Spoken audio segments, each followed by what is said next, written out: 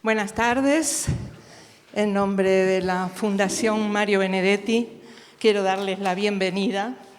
Me felicito a mí misma por haber llegado a tiempo a Montevideo para estar en este diálogo que auguro va a ser muy rico, muy interesante, sobre un tema el cual yo he dedicado más de 30 años, la gestión cultural, algo tan importante para nuestra cultura.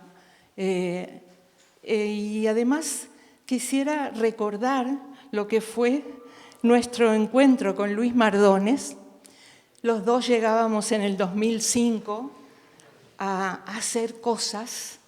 Yo estaba en el Centro Cultural de España con enormes ganas, volví a mi país para hacer cosas y Luis hacía magia.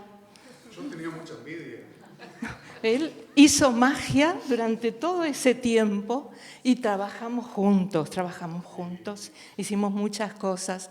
Así que auguro, claro que sí, tu gestión va a ser muy rica y este diálogo va a ser muy rico. Así que, de nuevo, gracias por estar aquí, gracias a todos los que están presentes y los dejo en manos de ellos.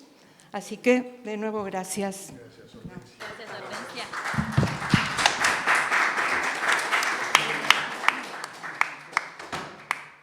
Lo único que les voy a pedir es que puedan hablar más cerca del micro posible. Gracias. Perfecto. Bueno, buenas tardes. Un gusto para mí estar de vuelta acá en esta casa. Lo voy a sacar así más cómodo. Justo hablábamos con Diane que estuve acá en el 23, en agosto, pero en ese momento en la mesa de buscadores de justicia.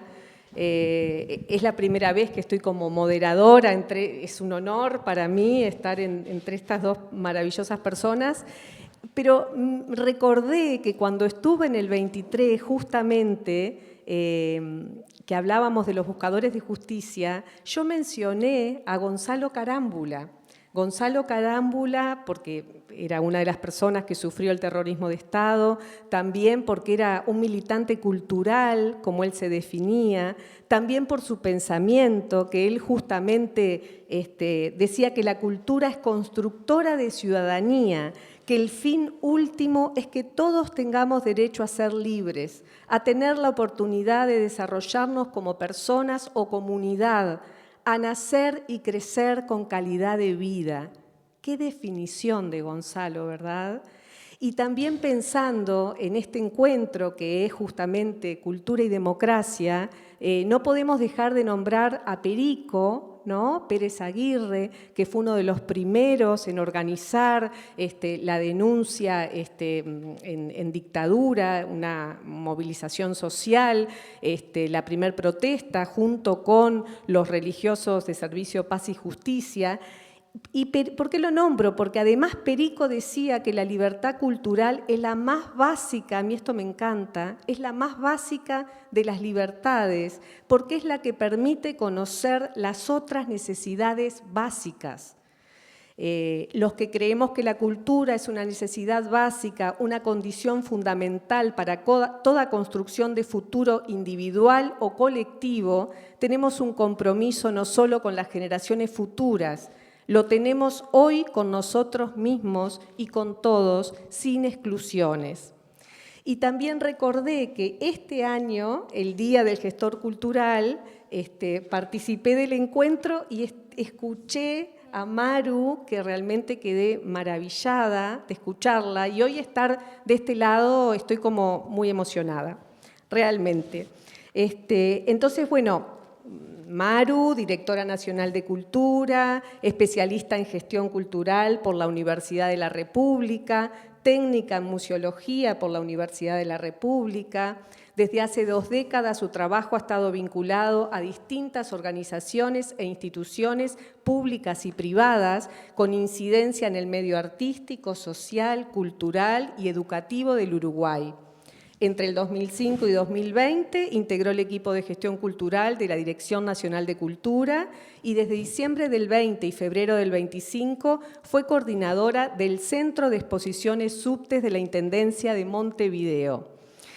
Y, bueno, no necesitan ninguno de los dos presentaciones, pero bueno, es como esto breve, ¿no? Luis Mardones egresó del Instituto de Profesores Artigas Zipa como profesor de literatura, fue director nacional de Cultura del Ministerio de Educación y Cultura entre el 2005 y 2008, todas las experiencias que nos estabas contando. Nos encontramos ahí. Ha publicado artículos y columnas de opinión en diversos medios de prensa, es autor de prólogos y abordajes críticos en diversas obras, ensayos o catálogos de arte. Fue activista estudiantil y político, dirigió diversas áreas y proyectos en la Intendencia Municipal de Montevideo a partir del 93 en ámbitos vinculados a los recursos humanos, la descentralización y la unidad central de planificación. Coordinó programas municipales auspiciados por la Organización Internacional del Trabajo, OIT, y el Banco Interamericano de Desarrollo, BID. Pavada de presentaciones, ¿no? Entonces, la idea de este encuentro es justamente con algunos disparadores, empezar a conversar, escucharlos a ellos. Yo ya hablé demasiado, perdón, hablo demasiado siempre. Bueno, entonces, lo primero que vamos a conversar, ¿no? Cuando nos referimos a derechos culturales, más que un derecho a la creación, al acceso, a la circulación y al disfrute, ¿de qué estamos hablando exactamente? ¿O qué piensan ustedes que nos referimos? ¿Maru? ¿Ah? ¿O tú, Luis? ¿Ah? Buenas tardes. Bueno, un privilegio estar en esta mesa con Karina y pasar a empezar a conversar con Luis y tenerlas a todas y a todos ustedes por ahí mirando, una gran responsabilidad. Bueno, derechos culturales. Los derechos habilitantes de todos los derechos, diría yo. Identidad, memoria, voz. Los derechos culturales son aquellos derechos que nos permiten a todas las personas reconocernos en nuestras prácticas, en nuestras lenguas, en nuestros símbolos, en nuestras tradiciones, y también imaginar cómo todo eso puede ser cambiado si así lo queremos. Hablamos de derechos culturales como sujetos activos, ¿no? Que intervienen mismo en la definición de cultura en una sociedad. Por eso decía que los derechos culturales son habilitantes, ¿no? Son la base simbólica de nuestra democracia, porque sin esos derechos, el derecho a la educación, el derecho a la libertad de expresión, a la participación política, pierden el sustento simbólico. La educación podría ser ajena, la libertad de expresión no tener voz y la participación política carecer de pertinencia. Entonces, como ese suelo simbólico en donde nos reconocemos y somos reconocidos, lo pensamos como, también como esa vivencia colectiva, ¿no? Y desde el Estado tenemos un doble compromiso ahí. Abstenernos a interferir, a censurar o a coaccionar de cualquier forma, cualquier tipo de expresión cultural y asumir un rol activo, ¿no? en las condiciones para la participación de la vida cultural de la sociedad. ¿Cómo? ¿Para arrancar?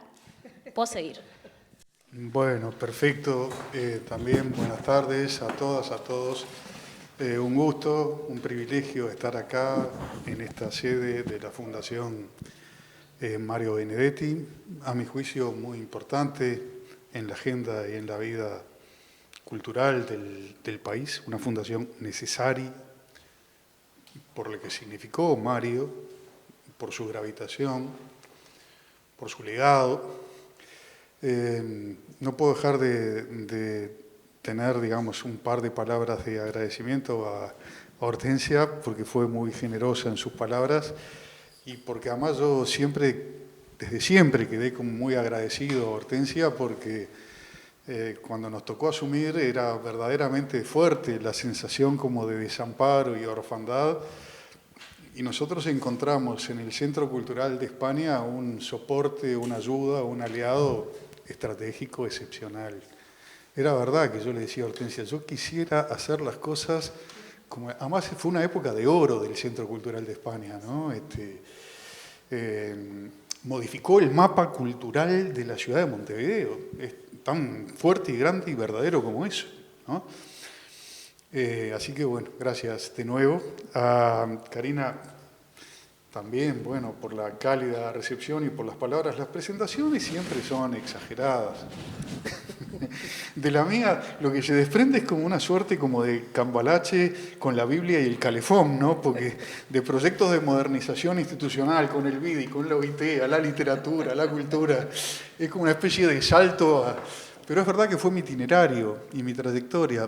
Capaz que en alguna medida también me dotó de alguna fortaleza peculiar, distinta, singularidad, digámosle.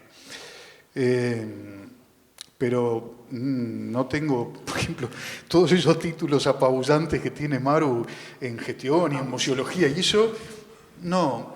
A mí cuando me preguntan cuál es mi relación con la cultura, en realidad lo que yo siento esencialmente es que siempre fui un ciudadano ávido e interesado por la cultura, por las artes, por la cultura en su más amplia dimensión.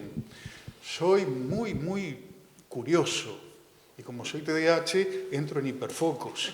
Entonces, en los hiperfocos uno se concentra en un asunto a extremos, digamos, bueno, patológicos, sería la palabra, ¿no?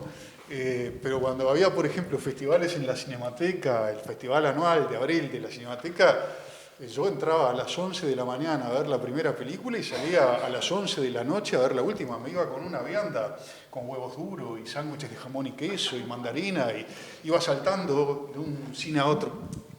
Siento que eso es lo que me define, un consumidor omnívoro de bienes y servicios culturales. Yendo de lleno a la pregunta, ¿qué son los derechos culturales?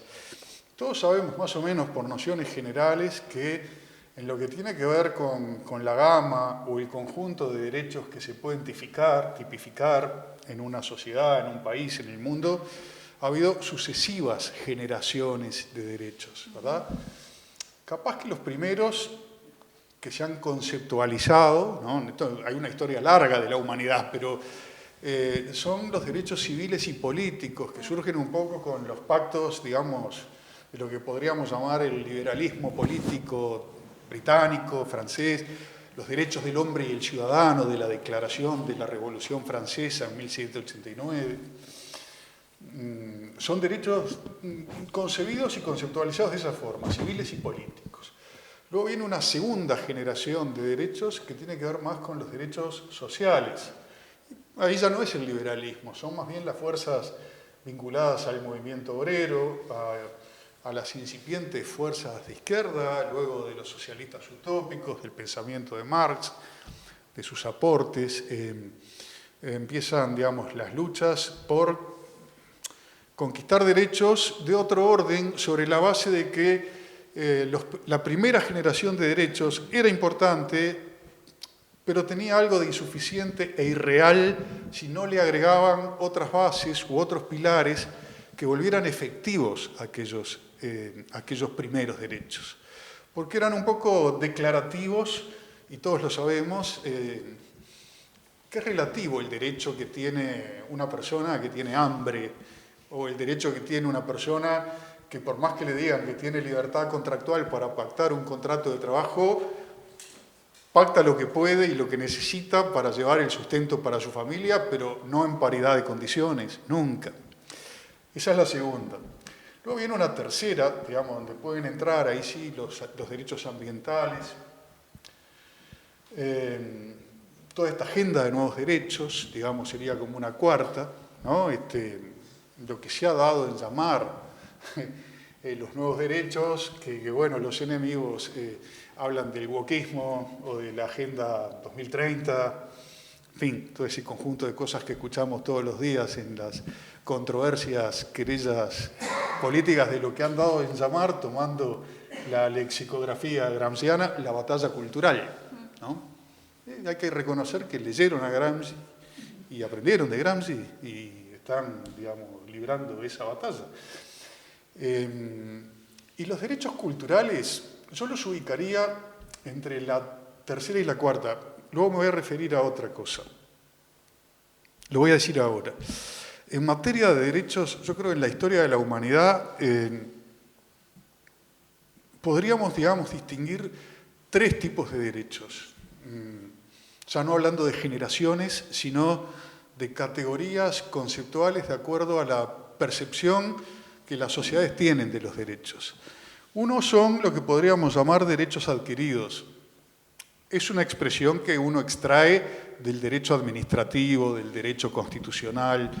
El derecho adquirido es cuando el Tribunal de lo Contencioso, por ejemplo, dice no, tal cosa que hizo el Poder Ejecutivo está mal porque vulneró derechos adquiridos en la carrera funcional de un empleado público. Pero yo le quiero dar otro alcance en esta ocasión y es hablar de derechos adquiridos como esos derechos de lo que todos nosotros tenemos conciencia que tenemos. Sabemos que existen y sabemos que es injusto si se nos quitan, ¿verdad?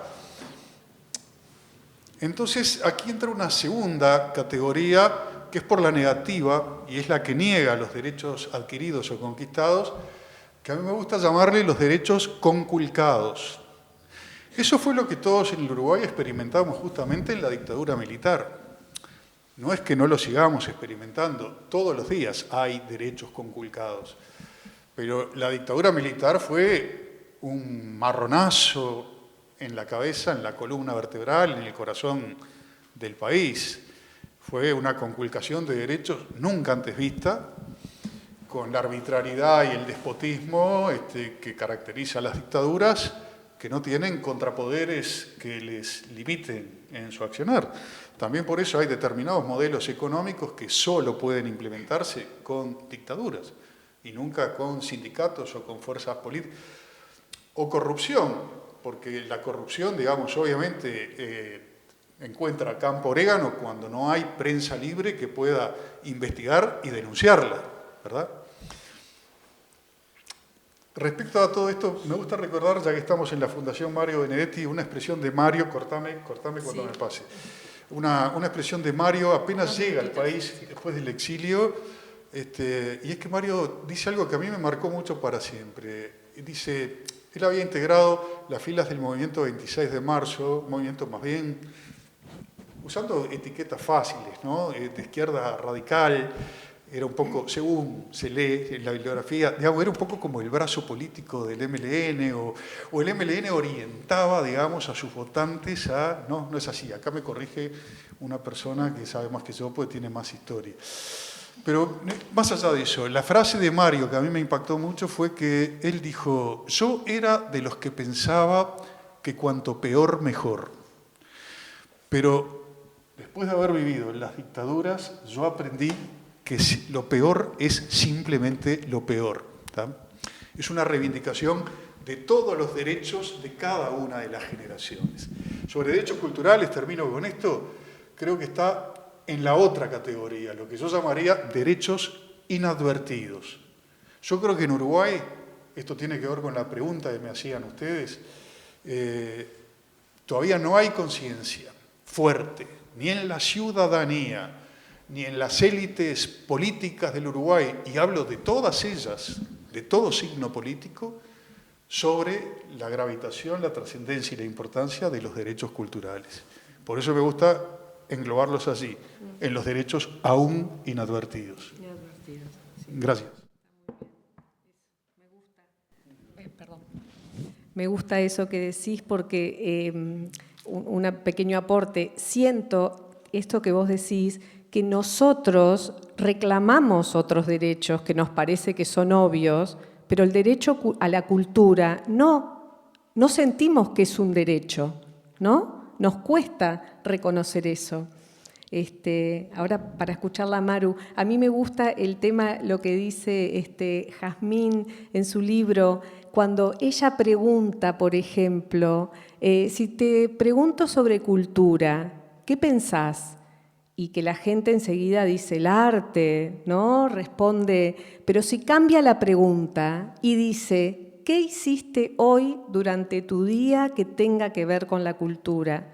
¿Cómo ahí la gente, hice pila de cosas, canté, leí un libro, participé en una conversación sobre el último premio Planeta, si está bien dado o no?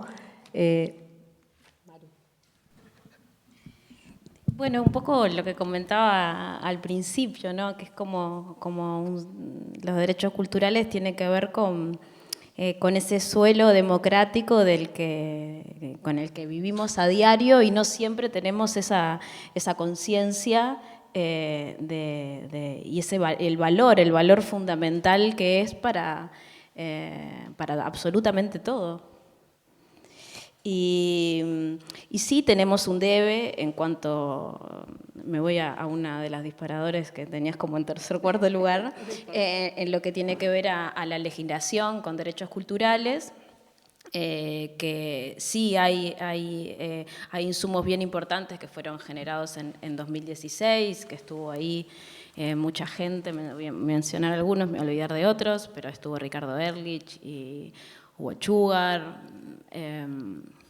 Gonzalo Caram, sí, Marcos, sí, gente del CLAE también.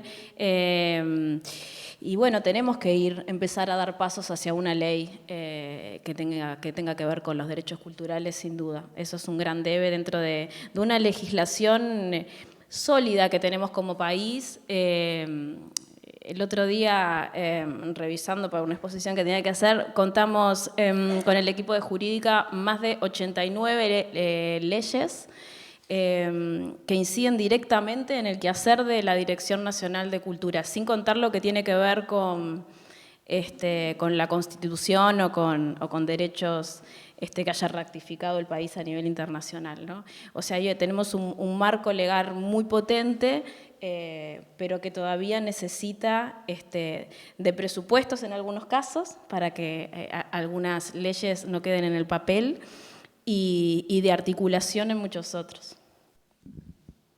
Podemos seguir con ese punto que vos tocaste, con este disparador de justamente por qué la creación, además de una manifestación y un derecho cultural, no puede ser considerado como un trabajo profesional, que en realidad, bueno, lo que tú decías, ¿no? Derecho de autor, demás, pero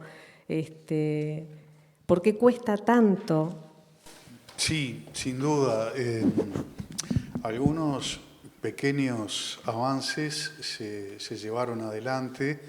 Hubo una primera aproximación a una primera legislación en materia de seguridad social de los artistas, pero que estuvo mucho más vinculada a las artes escénicas que a todas las demás disciplinas artísticas, y aún así resultó insuficiente. Hay dificultad, de nuevo vuelvo a lo mismo, en las élites. La palabra élites puede sonar peyorativa, no lo es, la uso en un sentido estrictamente sociológico, vamos a llamarle los elencos políticos de todos los partidos, en comprenderlo y en visualizarlo. Por supuesto que yo creo que la aprobación de leyes siempre es muy importante, porque un texto legislativo o constitucional constituye una suerte de ancla que da un pie firme para que los reclamos se vuelvan más fuertes, más asistidos con la fuerza del derecho, digamos. Pero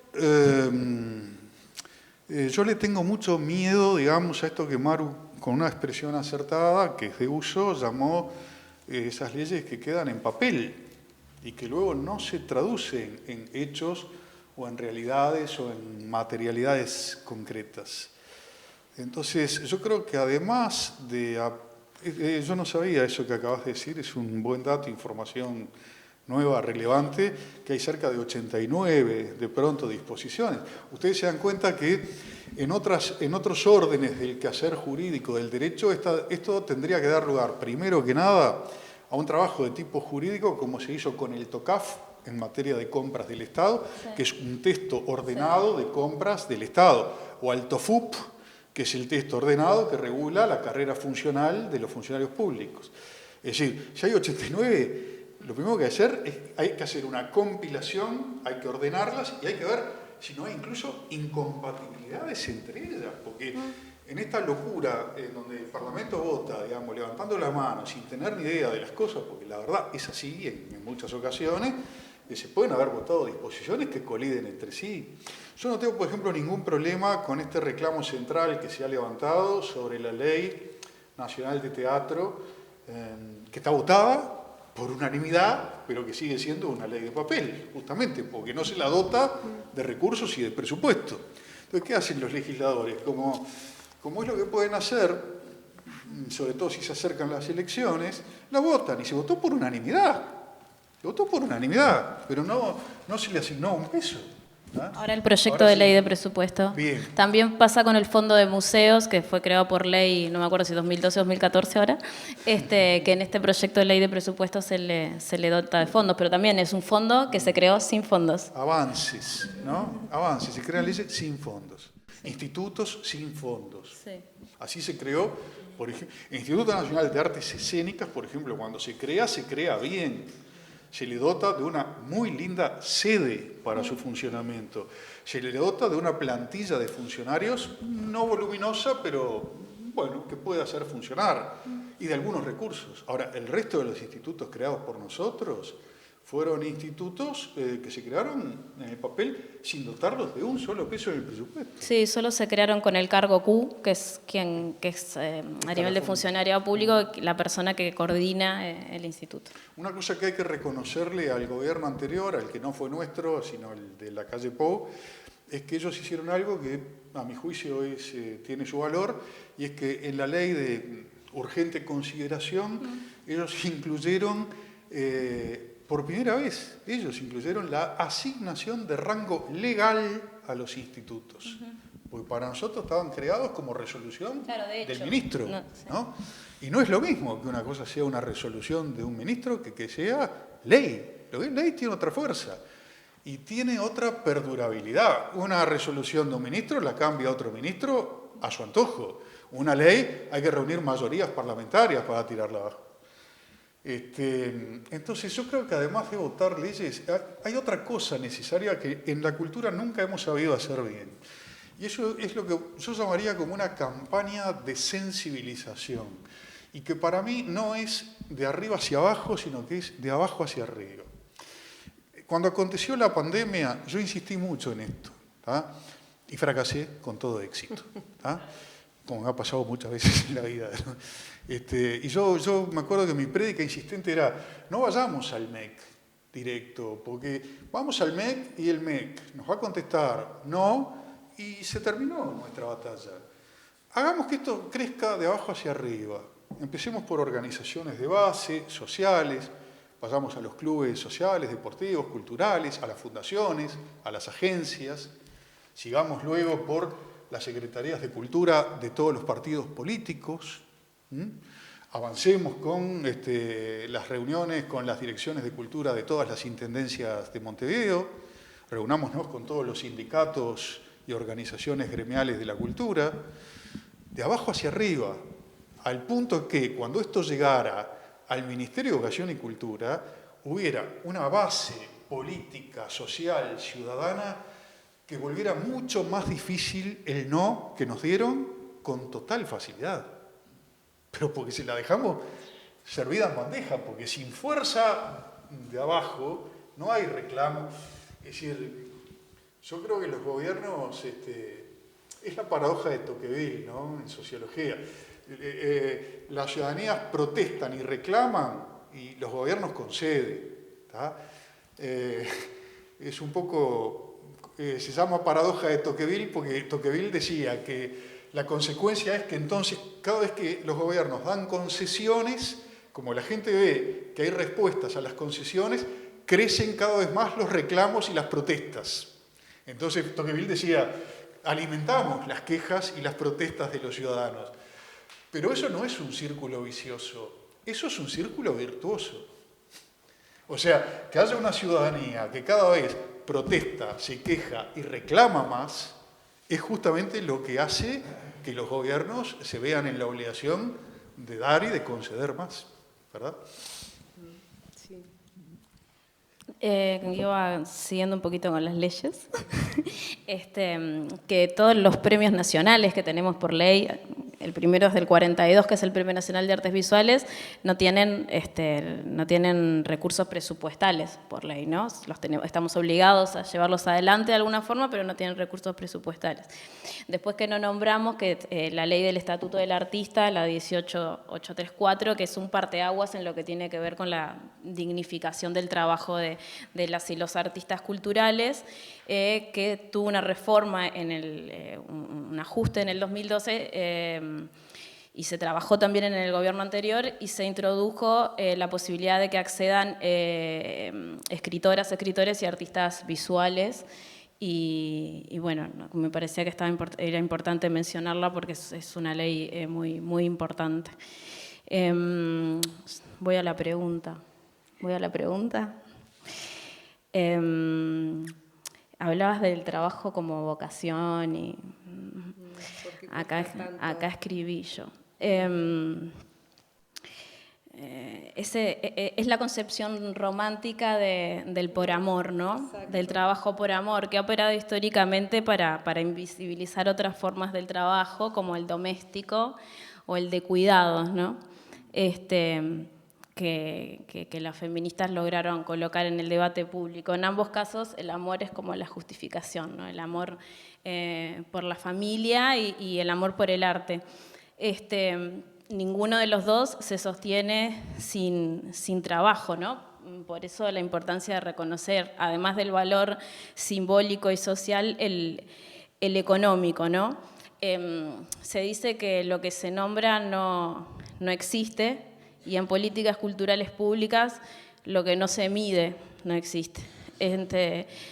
Entonces es bien importante lo que tiene que ver con las mediciones. Estamos trabajando para una nueva encuesta, la cuarta encuesta de consumos e imaginarios culturales que vamos a hacer el año que viene con la UDELAR, con el área social y artística de la UDELAR, y producto de un acuerdo del gobierno anterior entre el Banco CAF y el Instituto Nacional de Estadística, el año que viene también vamos a poder presentar una encuesta de 5 sectores económicos de la cultura que va a poder mapear el trabajo que da la cultura, que es bien importante, ¿no? Eso también es un vínculo que tenemos con la Academia de la Economía Feminista. Necesitamos cuentas satélites para demostrar que el amor por el arte es trabajo también, ¿no? Y para hacer visible cuánto aporta históricamente todo ese desarrollo. Desde la perspectiva de derechos económicos, sociales, culturales y ambientales, los DESCA es una discusión muy importante. En nuestro país ha suscrito a distintos acuerdos internacionales y estamos obligados desde el Estado a ofrecer un suelo digno para todos los trabajadores y las trabajadoras de la cultura. Por esto creo que es muy importante el tema de trabajar en la medición, en las encuestas, en tener datos para lograr más y mejores políticas. Muy bien. Me encantó los dos puntos de vista y me parece que volvemos hacia atrás ahora con otro disparador de todo esto que tú decías, ¿no? En perspectiva histórica, 40 años de recuperación de la vida democrática, ¿cómo estamos posicionados justamente en cuanto a políticas de Estado y demandas de la sociedad civil? Vos hablabas de todo el tema de trabajar desde abajo, ¿no? Ese tema de que la política pública no es un diseño de funcionarios sentados en una oficina, ya sabemos, tiene que ver con el espacio, tiene que ver con el tiempo, porque si no, no es política pública, es solo política, ¿no? Y además no se sostiene. No se sostiene. Es fuerte si creció desde abajo y si tiene base. Si tiene base ciudadana y social que lo sustente y que lo defienda, ¿no? ¿Cómo estamos respecto a 40 años atrás? Sin pecar de optimista irracional, yo diría que indiscutiblemente estamos mejor. O sea, hay muchas cosas, digamos, que... Este es un debate apasionante, ¿no? Porque la discusión acerca de si hay crecimiento o desarrollo cultural o declive cultural en un país, en una sociedad, en una nación, es un debate que atraviesa la historia de la humanidad, ¿no? Uno lee el tomo 47 o 48 de Tito Livio de la historia de Roma y dice, estamos en pleno declive cultural, ya no se puede más con la inseguridad y con la educación. Parece que estuviera hablando del Uruguay de hoy, ¿no? Pero era la Roma imperial. O sea, aquello de las coplas de Jorge Manrique en La muerte de su padre, de que a nuestro parecer todo tiempo pasado fue mejor, bueno, hay algo humano que nos lleva a eso, a pensar verdaderamente que en épocas anteriores siempre las cosas estuvieron mejor. Yo creo que es una discusión abierta, yo oscilo mucho en ese tema. Yo a veces... Nítida confusión. Yo escribí 5 columnas en el portal de Escaramuza que las titulé Nítida confusión justamente, porque yo lo que sentía es que es un oxímoron, por supuesto, ¿no? Si hay algo que no es nítido es la confusión, pero yo sentía que lo único que me daba cuenta era que estaba nítidamente confundido. Y lo quise hacer público, porque me parece, lo hago también con mis estudiantes en el CLAE o en la Fundación Itaú. Más ahora que vivimos un cambio de época y que ¿quién tiene hoy certezas sobre hacia dónde estamos yendo? ¿Qué está pasando en el mundo? ¿Cómo termina todo esto? Si hace un año atrás, o un año y medio, 2 años atrás, Trump era el archienemigo de Rusia y ahora es amigo de Putin y abandonó a Ucrania y hablábamos de la globalización y Trump empezó con los aranceles, que es una política que era la de Luis Valleverres en el Uruguay de los años 50, o sea, proteccionismo puro. Entonces, la confusión cada vez es más nítida, ¿no? ¿El declive cultural? Y el declive es todo un asunto, ¿no? Porque uno puede pensar en un sentido amplio de la cultura. Si yo recuerdo mi infancia y utilizo la expresión cultura en un sentido antropológico amplio, yo creo que hay declive. Yo creo que hay declive. En términos de valores, sin lugar a dudas, hay declive. A veces parece como que uno narrara historias de fantasía. Yo le cuento a la gente, chiquilines o jóvenes, que en mi barrio, en el Prado, la leche la recibíamos con carritos de Conaprole tirados a caballo y que los vecinos dejábamos la botella de leche en el vidrio en la noche con la plata puesta en la botella en la calle y nadie se llevaba un peso. Parece que uno estuviera hablando de siglos pasados, pero yo viví eso, fue mi infancia. Entonces es muy difícil no hablar de declive cultural en un sentido amplio si uno está leyendo la cultura en ese sentido, que yo creo que es legítimo leerlo en ese sentido. Ahora, si lo leemos en lo que ha pasado con las políticas culturales, yo creo que ha habido avances. Desde la recuperación democrática en adelante, ha habido avances. Tomás Lowy, en la Dirección de Cultura de la primera Intendencia de Montevideo, post-dictadura, hizo una gestión muy valiosa y muy importante, con aportes verdaderamente impactantes que le ganaron siendo un gobierno colorado, y además un gobierno con un gran descrédito, porque el intendente Elizalde terminó pésimamente mal, renunciando, en medio escándalo. Pero todas las izquierdas en el Uruguay siempre recordaron positivamente la gestión de Lowy en la intendencia, ¿verdad? Luego vinieron, digamos, los 15 años de gobierno del Frente Amplio. Yo creo que allí hubo, sin lugar, el mapa que hoy conforma el panorama, digamos, de las políticas culturales en el Uruguay de hoy nacieron en esos gobiernos. Los fondos concursables, los fondos de incentivos, la red de infraestructuras culturales. La Dirección Nacional de La Cultura. Dirección Nacional de Cultura, que no existía. Era una repartición adentro de la dirección general, no era una unidad ejecutora.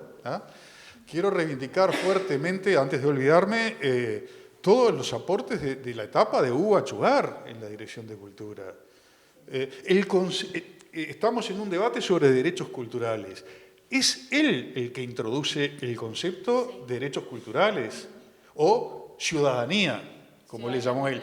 Yo en toda mi etapa no había todavía ni descubierto ni incorporado el concepto. Sí la idea genérica. Recuerdo que hablábamos mucho de accesibilidad. Entonces decíamos, hay distintos tipos de exclusión a los bienes y servicios de la cultura. A veces es la pobreza, ni hablar la pobreza extrema. A veces es la ubicación en el territorio nacional, porque no es lo mismo lo que tenemos en Montevideo que lo que hay en el interior del país, y no es lo mismo lo que hay en las capitales departamentales que lo que hay en el interior rural de cada uno de los departamentos. Y a veces son las discapacidades.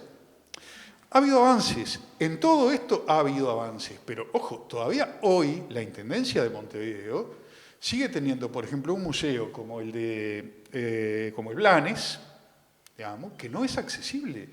Tenemos una amiga con la que trabajamos juntos, con Maru, que fue nuestra secretaria en la Dirección Nacional de Cultura, Isabel Jauregui, falleció luego de una ACV muy terriblemente. Quiso ir un día a ver al Museo Blanes una exposición sobre los desaparecidos, con una esperanza y un entusiasmo. Encontrarte con ellos. Sí. En el Museo Blanes se puso Capaz que ahora sí, capaz que... puso algo. No, una silla. claro. Una silla, o sea, Estaba haciendo un ascensor. Pero, hace poquito, pero eso es ahora. Yo le estoy hablando hace algunos años atrás. Bueno, Claro. yo te hablo, mirá, mínimo de 5 años para atrás, no, más. Yo hice una exposición en el Blanes en el 2018. Ahí ya había. ¿Está? Porque tengo un amigo que es discapacitado y subió en la silla esa. Así que te lo puedo confirmar absolutamente. Digo, no. Además no me toques el Blanes. Después yo voy a hablar. Después voy a hablar algo más sobre los museos que me interesa. Pero sí es verdad que este relato yo le hago cuando mi amiga quiso ir a verlo, no pudo y fue enorme su tristeza y su desazón. Claro, estas cosas van avanzando. Les podría contar anécdotas del estilo de que cuando se puso la rampa en el Teatro Solís, cuando reabre el Teatro Solís, hubo debates sobre esa rampa. Aunque parezca mentira, hubo debates. Había gente que sostenía que eso afeaba la entrada y la fachada del teatro. Y recuerdo que la consigna con la que los asesores italianos que trabajaron en la restauración del Teatro Solís manejaron una consigna maravillosa, que era muy simple y decía, más ética y menos estética, ¿verdad? Contundente. Y eso clarifica todo en muchas ocasiones, ¿verdad? Luego, además, todas las universidades. Hay formación en gestión cultural en la UDELAR, hay posgrados, hay formación en gestión cultural en la Fundación Banco Itaú, la hay en la Universidad del CLAE, la hay en la Universidad Católica. Nada de esto existía 40 años atrás. Cuando hay formación académica en una disciplina, empieza a surgir más la información, la investigación, los contenidos. Eso decía Maru, que es esencial. No hay política pública seria si no hay información. ¿Ustedes creen, digamos, que se puede poner una tecnología médica cara, como puede ser un equipo de resonancia magnética en Atlántida y otro en Villa Argentina, que está a 1 kilómetro? No, a nadie se le ocurriría. Como son tecnologías muy caras, si hay en Atlántida, no es necesario que haya una en Villa Argentina. En cultura hacemos eso todos los días, porque no hay información cultural. O no hay la suficiente. Es verdad que a través de convenios con la UDELAR se ha venido trabajando en las encuestas de consumo, pero todavía seguimos sin lograr que el último censo nacional incluyera preguntas sobre cultura. Nunca hemos logrado que un censo nacional incluya preguntas sobre cultura. Y no sería tan difícil agregar 2 o 3 preguntas sobre cultura que nos permitan saber a dónde estamos parados. Agregar que creo que lo más notorio, digamos, del retorno de la democracia hacia acá, hablo más de hacia acá, es la conciencia que la política cultural es política pública, ¿no? Y que necesitamos herramientas, como hablamos, de medición, de marketing, recursos humanos, economía, para poder llevar adelante las políticas públicas. Creo que ese fue un cambio bien importante que no se dio hace tanto, capaz década y media. Es verdad que en 2005, con el primer gobierno de izquierda, vinieron un montón de políticas públicas culturales que siguen hasta hoy, la Dirección Nacional de Cultura que se crea en el año 2007, todos los fondos, y bueno, y eso es un corpus de institucionalidad muy importante que creo que hoy, 20 años casi después, es importante que empecemos a revisar y a ayornar. Bien. Y lo otro que pensábamos, ¿no? El tema sobre escribir, ¿no? Escribir bien. ¿Es un hobby? ¿Es un hobby o es una parte fundamental de la vida humana? A todos nos gusta escribir, ¿no? Qué necesario que es que todos escribamos y saquemos lo que nos pasa, aunque no lo publiquemos nunca, no importa, pero ¿cómo ven ese tema? Bueno, sí, creo que depende. Como bien decís, a todos en distintas circunstancias o etapas de la vida o momentos nos gusta escribir, tenemos la necesidad de hacerlo. En algún sentido, para mucha gente sí puede ser que sea un momento de un hobby o un momento de disfrute simplemente, o un ejercicio de introspección, o una manera de procesar emociones o duelos. Pero luego está el otro, el escritor, que verdaderamente es un profesional de la escritura, ¿no? La dificultad que encontramos cuando elaboramos la primera ley de seguridad social de los artistas era que en el caso de las artes escénicas resultaba un poco más fácil encontrar las formas de medición de horas de trabajo, porque había horas de ensayo, horas de funciones, y todo esto se volvía un poco más difícil cuando entrábamos en el terreno de la escritura o de las artes visuales. Es más, en las artes visuales, los artistas visuales y sus gremios se pararon de punta en contra y ellos decían, la solución nuestra no es la ley de seguridad social, sino un régimen de seguros, decían ellos, ¿no?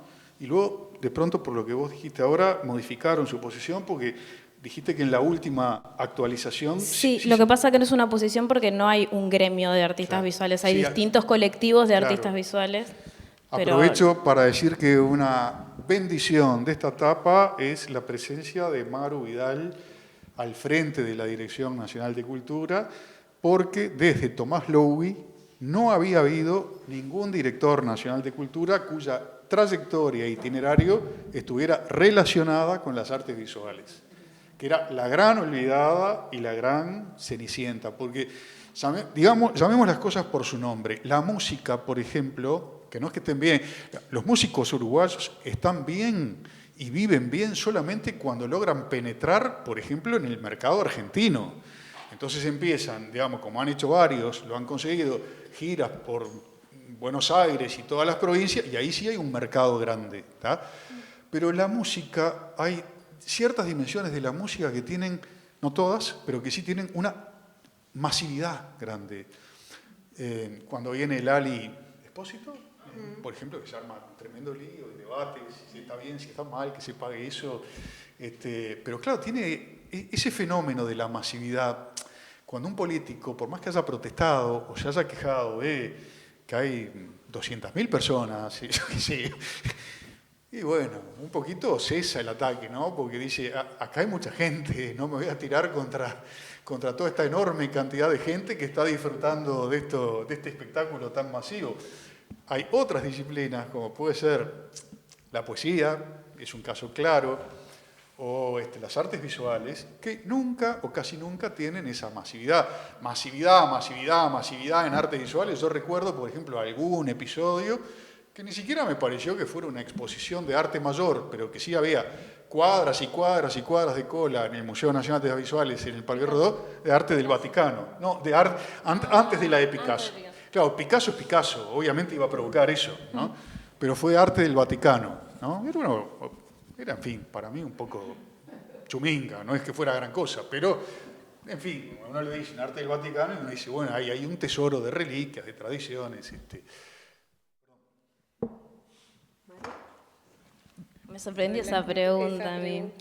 Si es un pasatiempo. Sí. Yo creo que no, igual para todo necesitamos tiempo.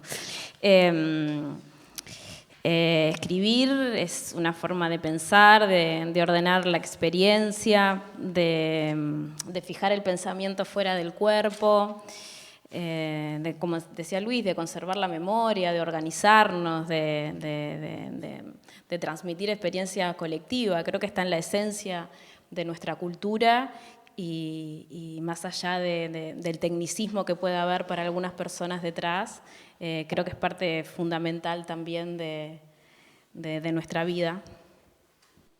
Es cierto. Es así. ¿Y qué piensan ustedes de cuál es la situación actual en cuanto a logros y asignaturas pendientes? Soy muy mala. Pero vos, me encanta todo eso que escribiste de nítida confusión y de todo lo que analizaste, entonces tenés millones de cosas para agregar. Asignaturas pendientes. Me gusta. Imagínate. La tengo escrita, por supuesto. Sí. A ver. Logros también. Se me entreveró todo. Bueno, asignatura pendiente. Que era la segunda parte de la pregunta anterior, lo que tiene que ver con las demandas de la sociedad civil, ¿no?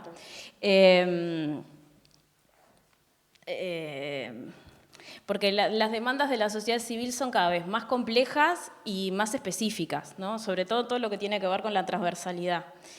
Y ahí hay un reclamo muy fuerte de participación efectiva, entonces tenemos que tener mucha escucha, sobre todo y especialmente desde el Estado, que es de donde generamos las políticas culturales públicas, para que sean vinculantes. Y bueno, y tenemos el desafío de la inteligencia artificial generativa, que en algún momento de esta charla había que sacarla. Porque tiene que ver con la homogeneización, con la exclusión, con la invisibilización de lo diverso, y en esa invisibilización pierde lo más frágil, pierde el matiz. Y ahí tenemos mucho que trabajar, ¿no? para evitar que se reproduzcan sesgos y que la inteligencia artificial siga creciendo como un muro en vez de construir puentes y que oficie de herramienta como para la diversidad cultural. Eso es, como país, es algo que se está conversando, pero que a nivel de legislación tenemos mucho por delante y es bien complejo. No soy una experta, pero puedo tirar así la punta. Sí, será. No, bueno, ni hablar que el capítulo inteligencia artificial va a tener una gravitación y un impacto que todavía no llegamos ni por asomo a percibir, ¿verdad? Me recuerdo que Octavio Paz en El Arco y la Lira en algún pasaje dice algo así como: hay máquinas de rimar pero no de poetizar, ¿no? Pero Hugo Achugar, en un cuaderno del CLAE dedicado a políticas culturales, lo coordinamos con Roberto Elizalde, que está por allá por el fondo, hace años atrás, ya publicó un artículo donde ya hablaba de una learning machine hace muchos años que ya estaba produciendo poesía creativa de muy alta y buena calidad, ¿verdad? Recuerdo otras entrevistas que le hacen a Gabriel Calderón y a Sergio Blanco, donde le piden a la inteligencia artificial que, no ellos, sino unos especialistas, escribime una obra de teatro en el estilo de Gabriel Calderón, escribime una obra de teatro en el estilo de Sergio Blanco. Y ambos, con matices, se reconocen. O sea, dicen sí. esto podría ser mi obra, esto podría ser yo escribiendo. Bueno, en fin, es como siempre con todas las nuevas tecnologías, siempre, esto hay que tenerlo claro, amenazas y oportunidades. Sí. O, en la terminología de Humberto Eco, apocalípticos o integrados, ¿no? Podemos ser apocalípticos o podemos ser integrados. Yo creo que siempre, como es algo que se va a venir, y entonces va a ser como la ley de la gravedad, y no la vamos a poder impedir, lo que hay que hacer es inteligentemente integrado. Quiere decir, ver de qué manera nos metemos, pero también la regulamos, la domamos, la domesticamos, y que se vuelva a funcionar el ser humano. Los riesgos existen siempre. La energía nuclear pudo haber sido utilizada para el bien de la humanidad o para que cayeran bombas sobre Hiroshima y Nagasaki. Y hay un diálogo de Platón que habla, no me acuerdo si es el Fedro o el Teto, creo que habla de la escritura y cómo cuando le llevan al rey, el inventor de la escritura le lleva la escritura, el rey le dice: tú estás convencido de que esto va a ser un gran avance para la humanidad, pero esto va a ser el fin de la humanidad, porque la escritura nos va a llevar a perder la memoria. Hoy todo lo tenemos que recordar en nuestra mente a través de la oralidad, y con la escritura los seres humanos vamos a perder la memoria. Entonces, las tecnologías siempre traen esto consigo: el cuchillo, la cuchilla, la energía nuclear, la inteligencia artificial. No sé, me perdí, perdón. Estábamos en la situación actual de logros y cosas pendientes a nivel cultural. Logros, yo creo que hay muchos logros. No me gusta sonar ni optimista irracional, porque además puede haber algo como de soberbia o de arrogancia. Me acuerdo que con Roberto pasamos un episodio en la publicación de aquel cuaderno del CLAE, que había un artículo, no voy a decir el autor, que era sumamente crítico sobre las políticas culturales que se habían llevado adelante en los gobiernos del Frente Amplio. ¿Ah? Sí, muchos lo saben, pero yo no lo voy a mencionar, Roberto tampoco, somos gente con elegancia espiritual. Entonces, literalmente mataba a las políticas culturales del Frente Amplio en forma muy fuerte, es decir, nos mataban a nosotros. Y además Roberto y yo éramos los coordinadores de la publicación. Había otro jefe ahí de la revista, de la publicación, con mucha formación académica y muy riguroso, que decía: este artículo es un mamarracho, no hay que publicarlo, es horrible, no tiene profesionalismo, no tiene rigor académico. Y Roberto y yo decíamos: no podemos no publicarlo porque nos ataca a nosotros. O sea, es muy desagradable que una persona sienta que no le publicamos el artículo porque nos está criticando. O sea, yo por lo menos sentía, digamos, me parecía malo el artículo, francamente, pero sentía que me sentía en el deber de abogar por la publicación. Roberto hizo lo mismo, ganamos 2-1 la votación y el artículo salió publicado, ¿tá? Para nuestra tranquilidad, como un talante liberal o libertario, como se quiera llamar, libertario a la antigua, ¿no? No el de ahora. Asignaturas pendientes y cosas por hacer, yo insisto, son infinitas y sobre todo tiene que ver con eso que yo creo que hemos trabajado siempre mal, me incluyo como el primero de ellos, de haberlo trabajado mal, que es el lograr, digamos, un vasto, amplio y potente movimiento social y ciudadano que levante las banderas de la cultura y de los derechos culturales. Insisto que creo que eso, por supuesto que hay que trabajar sobre las élites y los elencos.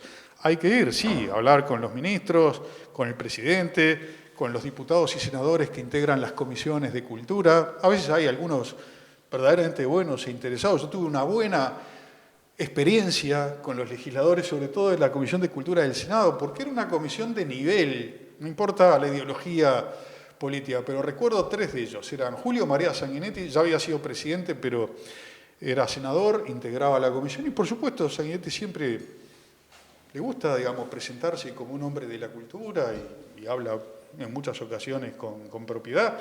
Estaba Mariano Arana, nada más ni nada menos, ¿no? Yo creo que es casi la etapa en la cual se inventan las políticas culturales del Frente Amplio en Montevideo, con Gonzalo, y con la dupla de Gonzalo y Gerardo Grieco, que yo creo que fue la mejor dupla en la Intendencia de Montevideo.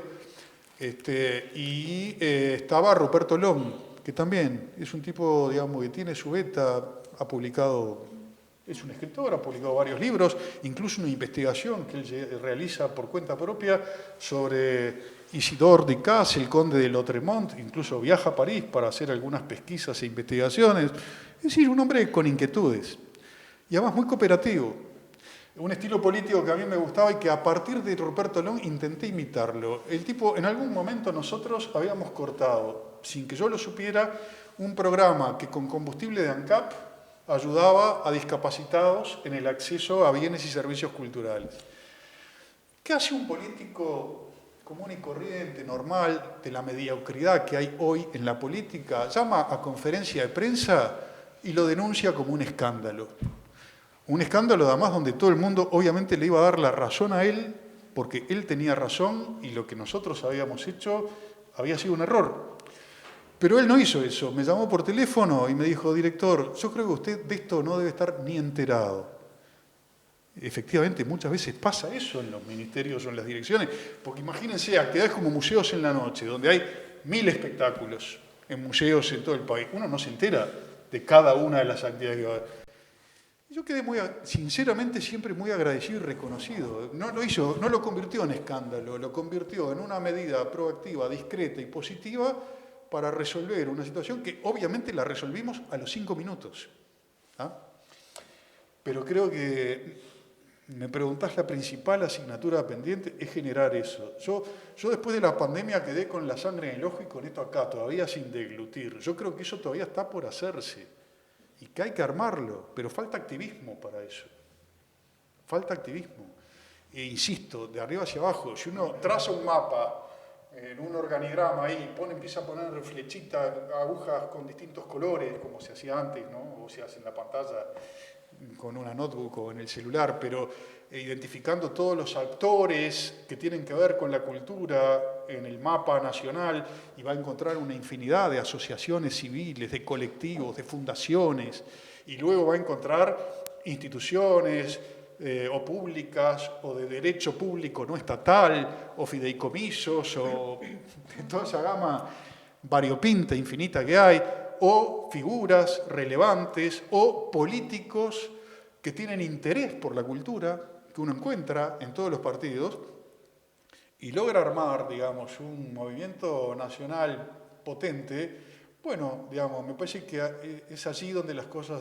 Yo no conozco otra manera a través de la cual la humanidad haya realizado conquistas relevantes, gravitantes y sostenidas en el tiempo, que no sea a través de este tipo de procesos complejos. La otra es la que hacemos todos porque es la más simple y la que tenemos a mano, y es trabajar directamente sobre las élites, o sea, sobre los políticos que son decisores, ¿verdad? Pero es más frágil, es más frágil. Lo fuerte es lo que tiene respaldo ciudadano potente que lo sostiene, ¿no?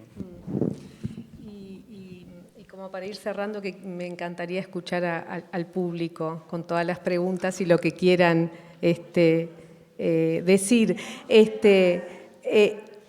Un temita más me gustaría agregar en esto de los pendientes y de lo que se logró, ¿no? ¿Qué rol tiene el tema del colectivo Infancias en todo esto, ¿no? Porque a mí me parece que es fundamental el tema de las infancias, y qué rol, dónde está en estas políticas, en el Estado, el colectivo Infancias.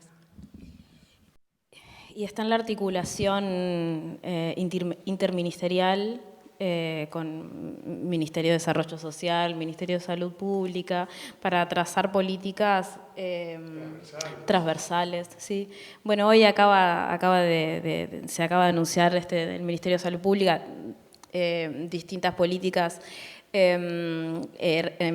vinculadas a la salud mental, que no es exactamente la pregunta, pero estamos avanzando en convenios, por eso lo traigo. Y la Dirección Nacional de Cultura acordó 2 convenios que tienen que ver con distintos programas. El programa urbano, por ejemplo, que trabaja con poblaciones vulnerables en situación de calle, para articular desde las políticas culturales públicas herramientas que mejoren la condición de la salud mental en general y con foco en adolescencias. Entonces, la respuesta es trabajando en equipo, no es solo desde cultura, ahí se necesita el Estado en su conjunto, ¿no? Y en muchos casos también Ministerio del Interior, ¿no? Todo el Estado. 100% de acuerdo con Maru. Yo realmente soy de los que piensa que no es mío, ¿no? De algún autor lo tomé y no recuerdo quién es la patria es la infancia, ¿no? Y me gusta mucho esa idea. Lo que hagamos con la infancia es el país que tendremos, ¿no? Y además pienso que nunca hemos logrado tampoco algo que debiera ser casi el principio de todas las cosas, que es la alianza básica, esencial, entre educación y cultura. Que como sabemos muchos, para los griegos, por ejemplo, era una única palabra y un único concepto, era la paideia. La paideia era educación, cultura, tradición, civilización, valores. Era un concepto holístico e integral. Nosotros no terminamos nunca de lograr articular, por ejemplo, con ANEP y lograr avances importantes entre una dirección de cultura y ANEP es entrar a jugar, ahí sí, en la cancha grande, en una cancha inmensa. No hay red más expandida en todo el territorio nacional que la de las instituciones de la educación pública. La otra que está en todas partes es el correo, ¿no? Increíblemente. Entonces, creo que es así, es transversal, es esencial, porque allí es allí donde están los futuros lectores. Acá está Rocío Schiappapietra, la actual directora de la Biblioteca Nacional. Yo creo una de las mejores decisiones del actual gobierno, categóricamente una de las mejores decisiones, porque se miró hacia donde los gobiernos tienen que mirar. ¿A dónde tienen que mirar? A las personas que desde hace mucho tiempo y a la intemperie, sin colaboración de nadie y sin una sola moneda del Estado, viene trabajando en la promoción y en la difusión de la lectura y con niños, en las escuelas, en los liceos, ¿verdad? Y me parece que es eso. Y lo mismo está probado, y ahí sí está probado en las encuestas de consumo cultural. Los niños que van a museos, los adultos que van a museos fueron niños cuyos padres los llevaban a visitar museos. Lo mismo pasa con el teatro, lo mismo pasa con el cine, lo mismo pasa con la lectura. ¿Ah? Bueno, ahora abrimos preguntas, así que vamos pasando el micrófono. Sí. Perfecto, entonces te alcanzamos el micrófono. Educamos a los niños como se educan actualmente, hay muchísimas instituciones que promueven la creatividad de los niños. Hay un tema que es el horario de los museos. El horario de los museos es un desastre en general. El único que tiene un horario, no sé el único, ¿no? Pero el artes visuales, que es de la 1 a las 8. ¿Cómo puede ir la gente que trabaja si a las 6 menos cuarto se cierran y echan a la gente? ¿Verdad? Eso es una de las cosas fundamentales. Yo tengo esa inquietud de hace tiempo, yo soy ceramista, estoy en un colectivo, pero en todas las exposiciones, por ejemplo en el Cabildo para tomarlo, los sábados abre hasta las 12, cuando en la Ciudad Vieja la vida crece a las 2, 3 de la tarde, 4 de la tarde.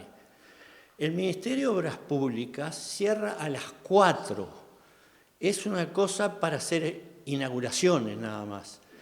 Además, ¿cómo se entiende si cuando se hace un vernissage se lo hace a las 7 de la tarde? Es para que vaya la gente. Entonces, hay una contradicción entre eso. Y la gente que hacemos exposiciones, que no contamos con apoyo financiero para hacerla, digo, yo hablé del Museo Blanes, hice una exposición, tuve que invertir dinero, meses, hay gente, años que invierte en hacer una colección para exhibirla, y después resulta que a las 6 menos cuarto echan a la gente. El Blanes no es el caso en el sentido de que los sábados y domingos abre. Hay otros que no abren ni los sábados, el Muar, por ejemplo, no abre ni los sábados ni los domingos. En Ciudad Vieja casi ninguno. No es cierto, Luis Mardones. Bueno, sí, pero digo, el hecho es ese, ¿verdad? Y la prueba está. Yo tuve la suerte, voy a decir una experiencia personal mía de esa exposición en el 2018, tuve la suerte que coincidieron los 2 días del patrimonio. Cada día del patrimonio pasaron 5.000 personas. Y después estuvimos 2 meses y medio y pasaron 6.700 personas. Entonces yo tuve el orgullo, fue la primera exposición de cerámica que se hizo en el Blanes, de haber pasado 16.700 personas. Ustedes díganme, ¿cuánta gente pasa en la mayoría de las exposiciones? Yo voy habitualmente a exposiciones y eso sí, eso se puede modificar. Cuando se plantea, yo lo he planteado a otros colegas y lo he planteado, y me dicen, no, lo que pasa es que los empleados, bueno, los empleados se toman empleados para un horario, no un horario para los empleados, ¿verdad? Entonces, yo lo lamento, no es un problema, siempre fui sindicalista, no tengo nada con ello. Pero eso yo creo, tú que estás en el MEC, bueno, es una de las cosas. Por lo menos en las instituciones oficiales o municipales, ya te digo, el MUAR no abre, el Blanes sí abre, sábado y domingo, y va gente, porque además es un parque y eso fomenta mucho la cosa, ¿verdad? Y ya ni pido apoyo económico porque sé que no va a haber, ¿no? Pero un poquito de respeto, porque uno hace una exposición, primero porque quiere mostrar la obra, porque las obras no se hacen solo para uno. En principio, digamos que sí para expresarse, pero después quiere que lo conozca la gente. Y entonces, si no pueden ir, porque si una persona sale a las 5 de la tarde de trabajar, que es el horario habitual, ¿cómo hace para...? Y si llega, a las 6 menos cuarto lo sacan.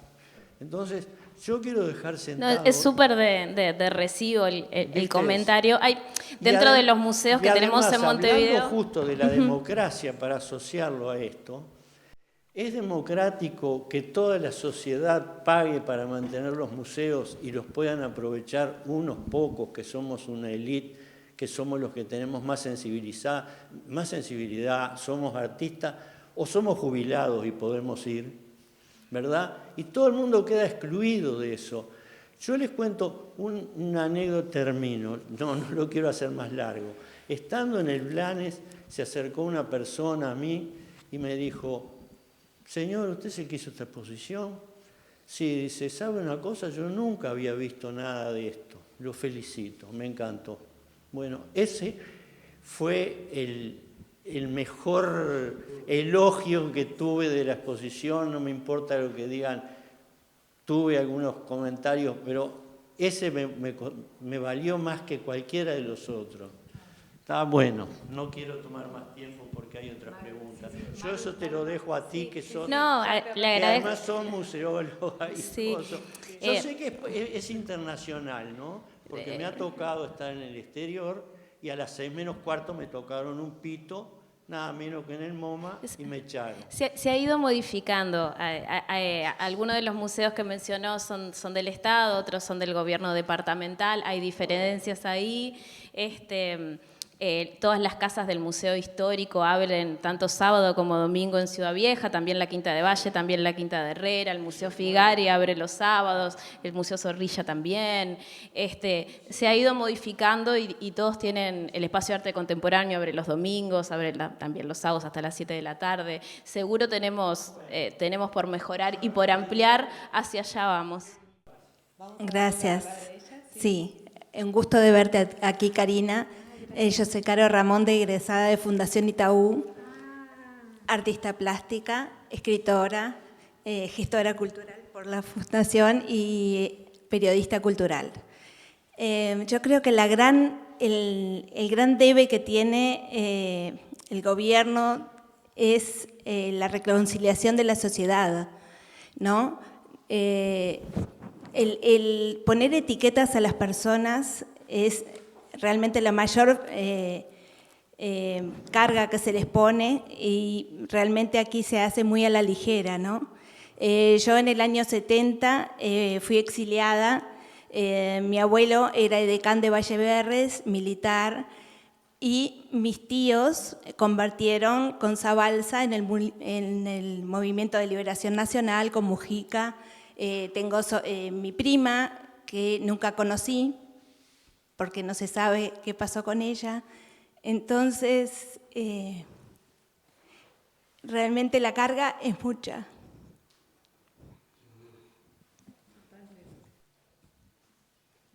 Hace 3 años regresé a Uruguay y se etiquetó que yo era quién sabe qué y nunca pude exhibir en ningún lado. Yo no pago por exhibir. Es en contra de mis principios. Entonces, creo que precisamos respuestas. Las personas y no... estoy en total desacuerdo de que la sociedad tiene que estar toda movilizada y continuamente trabajando para un Estado que no funciona. Precisamos un Estado que responda a los ciudadanos. Los funcionarios del Estado deben trabajar para nosotros. Nosotros le pagamos el sueldo. Hay algo que está muy mal acá en Uruguay y precisamos respuestas y precisamos modificaciones y no entiendo qué se gana etiquetando a una persona u otra, salvo que toda la sociedad pierde, porque son historias que se van perdiendo, la gente va falleciendo y todo eso queda de un lado y de otro, de una grieta que se crea y allí se han plantado para que siga creciendo esa grieta, en lugar de hacer una reconciliación nacional, hacer un museo de los desaparecidos, donde haya arte de calidad, donde se pueda uno hacer presente y bueno, plantear lo sucedido en esa época, y también del otro lado, porque todas las familias, o muchas, tienen su lado de un lado y del otro. Entonces, y hay personas como yo, que yo no creo en la política, no estoy ni de un lado ni del otro, y creo que los artistas tenemos que ser libres para poder crear y hacer con nuestro arte, reflejar lo que estamos viviendo en la época actual y no seguir viviendo en el pasado. Hay problemas muy actuales como el empoderamiento de la mujer. La mujer en Uruguay está muy relegada, las mujeres no hablan, tienen miedo, no se expresan. No hay lugar donde exhibir, tenemos nuestras obras escondidas en nuestra casa, obras que en el mundo se pagan decenas de miles de dólares, acá nadie las vio, a nadie le interesa ver, como que se maneja por atrás una cosa que es propia de un lugar como si fuera un colegio secundario, ¿no?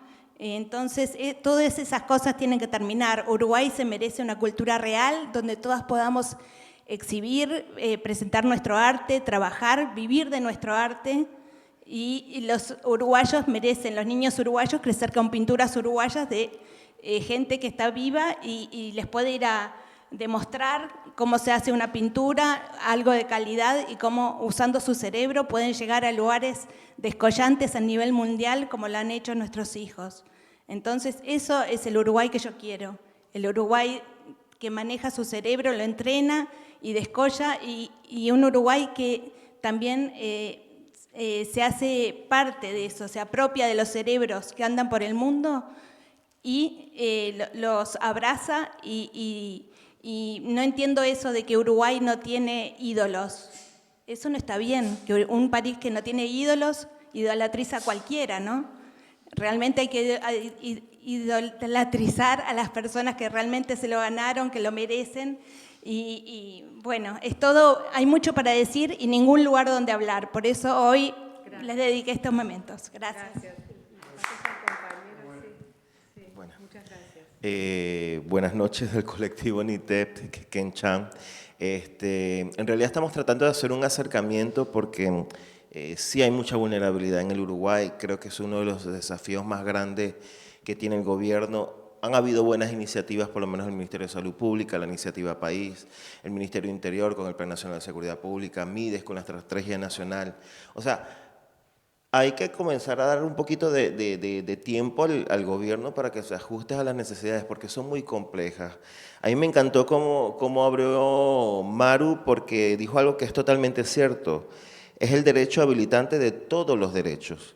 Si no se fuera unido la cultura con la democracia, no aparecen los derechos universales. El inconveniente que vivimos como población es que no tenemos derechos universales. Y quizás el MEC es el ministerio que más alejado está de la población, a pesar de haber diseñado programas como Acredita o tratar de mantener las instituciones educativas y todo esto. Hay una falla muy grande en atención ciudadana que lamentablemente, bueno, vos porque estás recién empezando, te vas a dar cuenta que hay mucha historia de por medio y eso lamentablemente la cultura arrastra eso, con los vacíos, las omisiones, los silencios, todo eso que se omitió por gestiones anteriores lamentablemente te van a marcar y la historia cuando es muy triste forma otro tipo de cultura.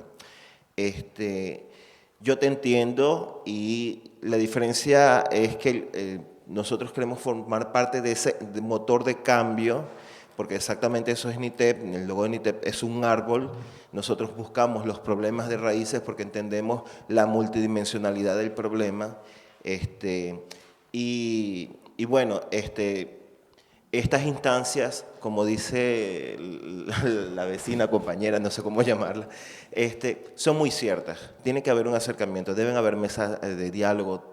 Yo te aconsejaría de repente hacer una estrategia pequeña como para tratar de iniciar y conocer cuál es el problema que hay por lo menos en el centro de Montevideo, en la periferia y después más adelante al interior. Por lo menos como una buena iniciativa de acercamiento de la institución.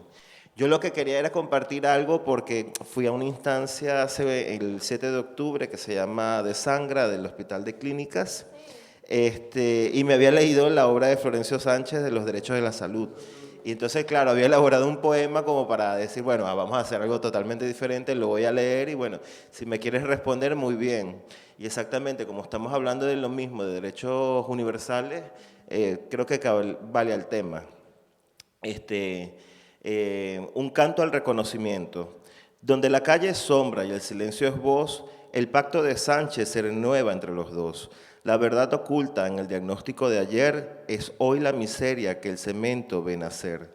El cuerpo enfermo clama por la luz, una identidad negada que carga su cruz. Cultura y sanidad. ¿Por qué el paso es tan lento si la cultura es más que un simple alojamiento? La ley escrita duerme, la dignidad se aleja y el hombre sin techo en su miseria se refleja. ¿Podrá el MEC con el arte y la memoria quebrar la indiferencia, reescribir la historia y lograr que la ciudadanía vea en el desposeído no solo al asistido, sino al ser reconocido?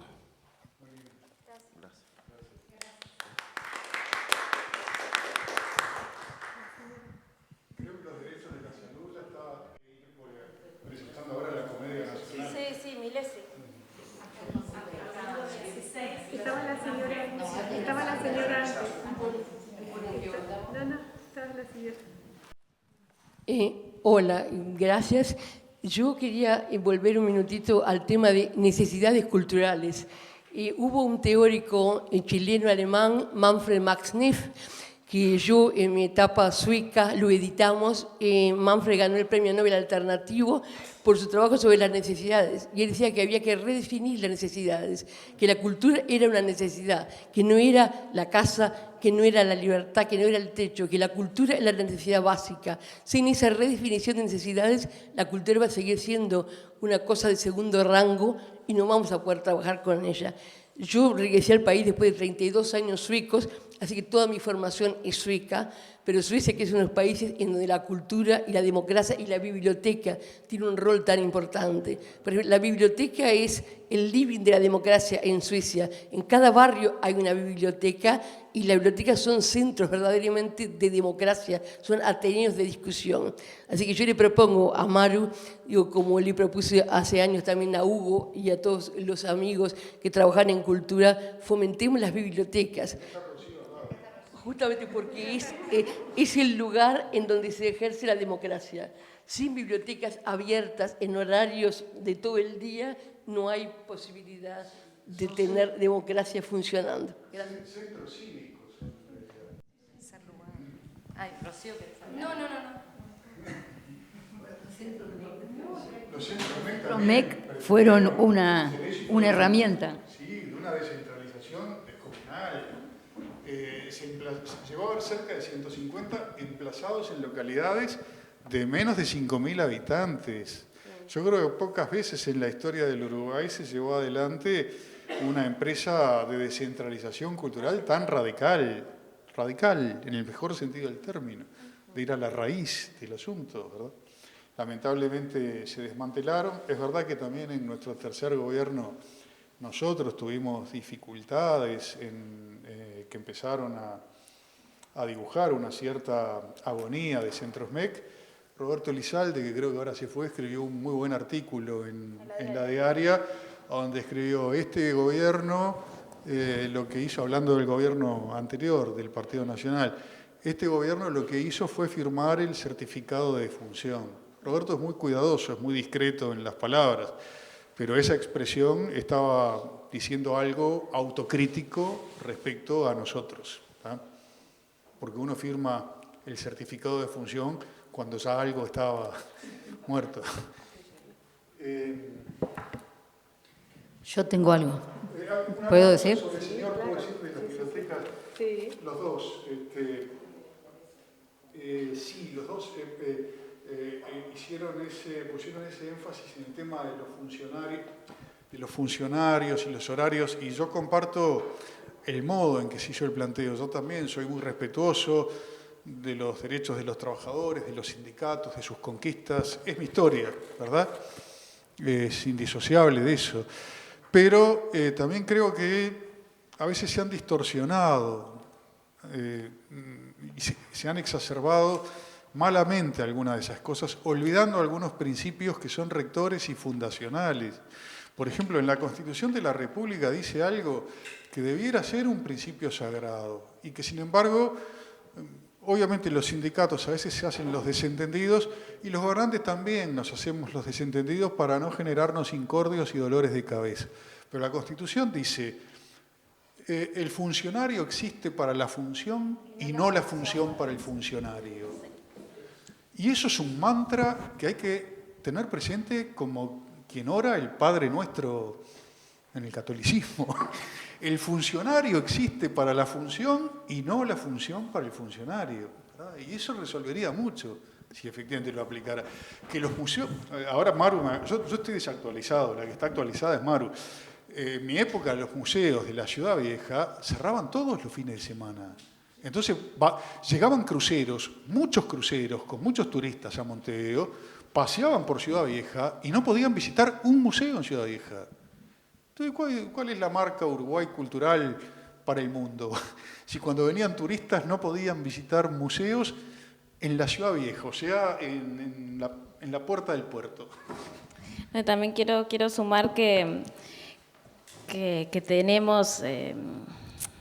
como desafío también, un gran trabajo en lo que tiene que ver con lo institucional hacia adentro, porque la Dirección Nacional de Cultura, creada en el 2007, como ya dijimos, no ha parado de crecer. Hoy en día, bajo la órbita de la Dirección Nacional de Cultura, están todos los museos del Estado, son más de 15 casas históricas, 4 institutos nacionales, todos los fondos de la cultura, el regional, el FEFCA, los concursables, los de infraestructura, los FIC, los premios nacionales, y tenemos una plantilla de funcionarias y funcionarios que la mitad, más o menos, tienen contratos que se pueden decir precarios, a término, ¿no? Que hay que ir renovando y que depende de la voluntad política de cada administración. Entonces hay un debe, estamos trabajando con la Oficina Nacional de Servicio Civil y con el gremio, con la base ATEC Cultura, para empezar a generar una estructura que, sí, sólida, porque es muy difícil promover y hablar de la institucionalidad cultural cuando hacia adentro tenemos estos inconvenientes. Yo quería hacer unos apuntes rapiditos. Uno es que a mí me parece, ¿no?, modestamente, pero había un poema que decía si la cultura era un adorno, ¿no? Yo creo que ahí hay un centro de pensamiento para cuando uno piensa en la cultura. Si es un adorno o es un motor de la vida fundamental y no tan inherente a la necesidad humana como, yo qué sé, como otras, pero absolutamente fundamental. Entonces, a mí me parece que ahí hay un punto para pensar, y eso cambia estructuralmente cómo se para uno. Si es un adorno, es una cosa que más o menos podés prescindir, o que es una cuestión de élite o no. Frente a eso, a partir de eso, yo quiero decir 2 o 3 cositas re chiquitas de la escritura, ¿no? Acá cuando se habló de la escritura, yo creo que hay 2 cosas. Escribir a grandes rasgos en el Uruguay escribe todo el mundo después de los 6 años, porque casi no hay gente analfabeta. Eso es una cosa. Otra cosa es la literatura, son 2 cosas distintas. También no es lo mismo pasar la vida en ese diálogo con la escritura a que alguien escriba un día porque leyó 3 o 4 cosas, más o menos le agarró la onda y las copia, las pone ahí, que todas esas cuestiones suceden, ¿no? Entonces a mí me parece que ahí también lo que hay que considerar y lo que hay que pensar, que también me parece que es una cuestión que tiene que ver con la ética, es de qué se habla cuando se habla de arte, porque no es lo mismo una cosa que otra, y hay caminos y hay estructuras vitales para eso. Otra cosa a partir de ahí es decirles que nosotros acá en esta fundación, desde el 2018, estamos poniendo toda nuestra atención en la figura de los escritores, para lo cual también quiero comentar que el Uruguay, como todos sabemos, tiene 3 premios Cervantes. Es la densidad de población de Cervantes más grande del mundo. Les quiero decir, porque en 3 millones de habitantes, 3 premios Cervantes es inconmensurable. Bueno, es muy importante. Entonces, yo quiero decirles que cuando estén en algún cargo, porque las únicas realidades es cuando la gente está en algún lugar que pueda hacer algo. Cuando uno no está en ningún lugar que pueda hacer nada, no sirve para nada lo que diga. Entonces, lo que me parece es que eso es un patrimonio fundamental, ¿no? Tener 3 premios Cervantes, de los cuales además 2 son mujeres. Y acá hace rato que estamos no se nombró ninguna mujer. Entonces, lo que quiero decir es que, como tú dijiste, hay cuestiones que tienen y realidades políticas que tienen mucho que ver con un pensamiento en el que yo creo que el género, no pensarlo ahora, es también estar en un lugar político, ¿no? Entonces, también me parece que en esas mujeres que no nombramos para nada en todo este rato, está, por ejemplo, en la cuestión de la gestión y del pensamiento de la cultura, bueno, nombraste a Hortensia, pero también está Nancy Baceiro, que tuvo 47 años una feria, ¿no? Y en la gestora cultural cuando no existía la expresión cuando no existía la feria, que además trató de involucrar a diferentes actores del asunto cultural, ¿no? A los plásticos, a los músicos, bueno. Entonces a mí me parece que ahí habría una figura también para revisitar, por decir de alguna manera, ¿verdad? Bueno.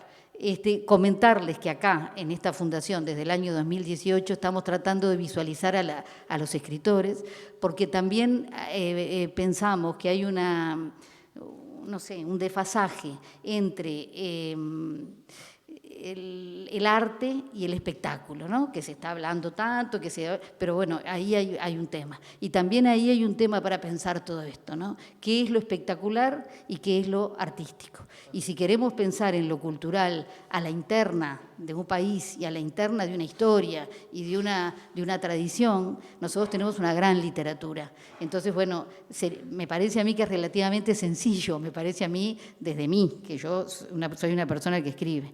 Entonces, me parece que no es tan difícil pensarnos desde ese lugar, pero pensarnos en términos reales, ¿no? Que tiene que ver no con el espectáculo y no con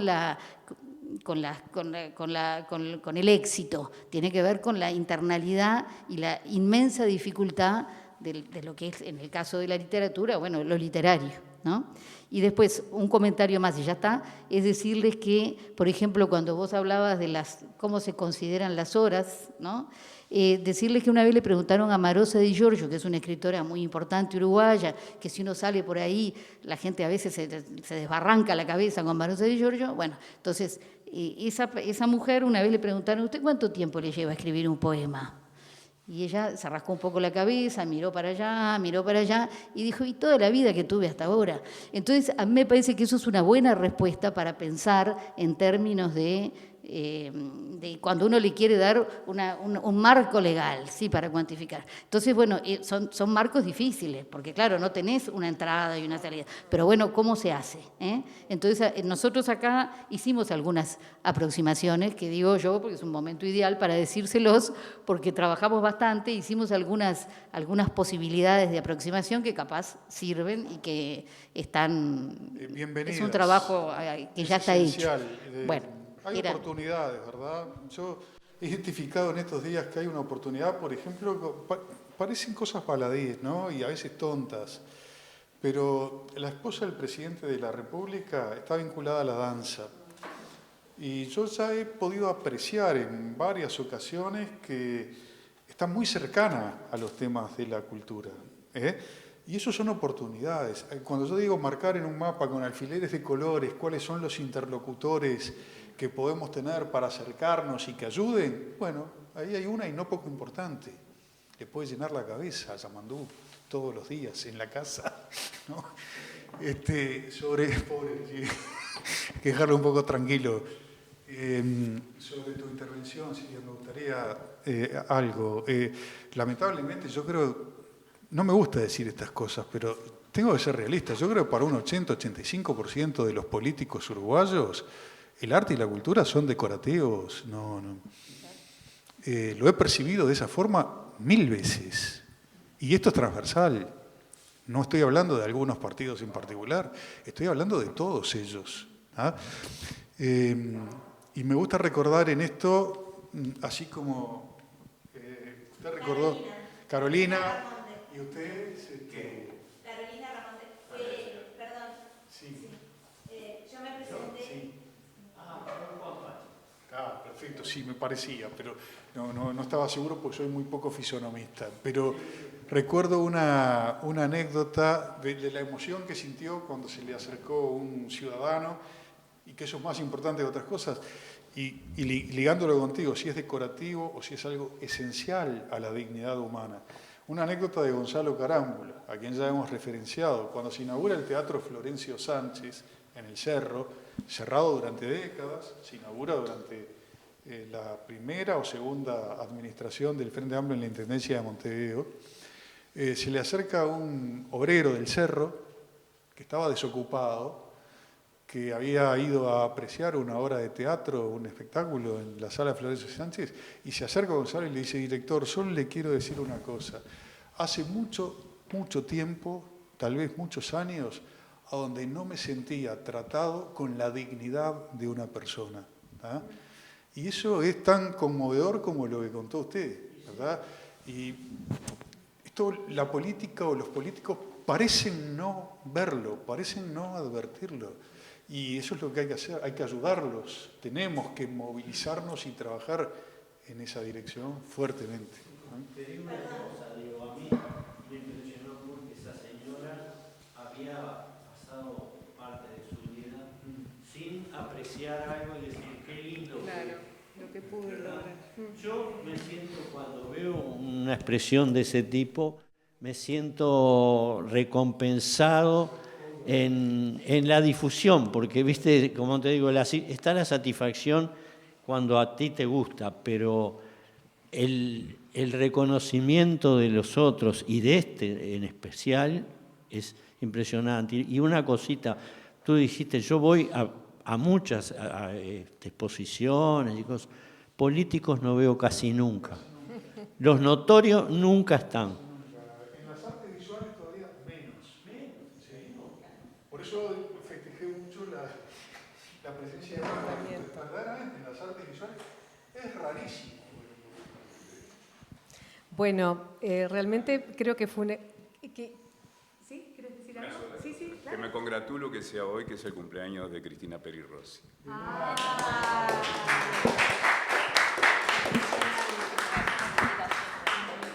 Sobre los 3 premios Cervantes, creo que Rocío, al frente de la biblioteca, ya tienen algunas ideas, y algunas de ellas tienen que ver con alguna especie de sala en especial que tenga que ver con los autores, con las autoras, y que no sea solo, digamos, de exposición de los libros publicados, sino que sea con paisaje sonoro, donde también resuenen en la sala la lectura de los poemas, de las poesías.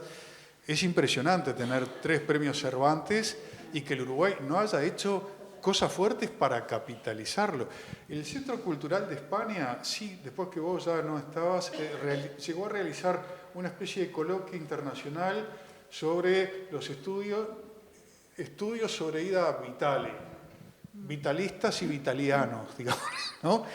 Pero eso el Uruguay lo tendría que haber hecho con muchísima más fuerza. O sea, Ida Vitale es una poeta que ha obtenido todos los reconocimientos del mundo, es un orgullo nacional, tiene más de 100 años y es la persona más joven del Uruguay, ¿verdad? O sea, yo quisiera tener la vitalidad y la energía que tiene ella. Sí, sí. O sea, se hizo en el Centro Cultural de España una exposición que se llamó Idamanía. El afiche era hermoso, la mostraba ella como una especie de rockstar, porque ella es un rockstar, ¿no? Y me acuerdo que estaba de ministra María Julia Muñoz y la hija de Ida Vitale, que debe tener, no sé, la mitad de los años, o bastante menos por lo menos, le decía, yo no aguanto más de cansancio, me quiero ir, pero ella se quiere quedar. Es increíble. Bueno, con eso los países tienen que hacer cosas. No puede ser que los países... nosotros tenemos que organizar esos coloquios que avancen, porque Ida Vitale es una autora que ha sido muy premiada y reconocida en el mundo, se ha llenado de premios, pero hay muy poco estudio crítico sobre la obra de Ida Vitale. Lo tiene que liderar Uruguay, ¿verdad? Es nuestro deber. Hay una anécdota con respecto a Ida Vitale. Cuando yo estaba en el Centro Cultural, supe que había llegado ella a Uruguay. Lo supe por casualidad. La llamo y le digo, le invito a dar una charla. Y me dijo, no, yo con los uruguayos no quiero saber nada porque yo vengo constantemente y nunca nadie, eso obviamente era 2009, pongamos, no quiero. Entonces se me encendió la lamparita y le digo, pero es que esto es Estado español. Y vino, claro, y vino poquísima gente. Claro. En aquella época ella accedió con esa trampita que le hice, pero tenía razón en realidad, tenía un enojo, porque una herida. Llegó muy poca gente. Ahora con el Cervantes se han hecho más cosas, obviamente. es cierto. Pero, por ejemplo, el tema Onetti. Bueno, la Biblioteca Nacional tiene unos manuscritos que son un lujo. Ahora mismo estamos viendo en la casa, ya lo digo como un adelanto, en la casa de la viuda, que murió hace pocos meses, que está en Buenos Aires, en Olivos, estamos viendo papeles que pensamos que debería estar en la Biblioteca Nacional junto con esos manuscritos como un gran archivo Onetti, en el que hay correspondencia, notitas, cosas así. Pero claro, yo entiendo que es complicado. Es complicado porque hay que trabajarlo, hay que escanearlo, hay que aceptarlo, en fin. Pero eso en otros lugares se hace. La Biblioteca Nacional de Madrid está teniendo archivos de gente viva. De Muñoz Molina, por ejemplo, entregó los archivos suyos a la Biblioteca Nacional. Y eso hace mucho más vivo el trabajo. No es necesario esperar a que se muera, ¿no? No pudimos impedir que buena parte de los nuestro archivos de Idea Vilariño se fueran del país. A Estados Unidos, a la biblioteca, no sé si del Congreso de los Estados Unidos. Tantos escritores y artistas visuales.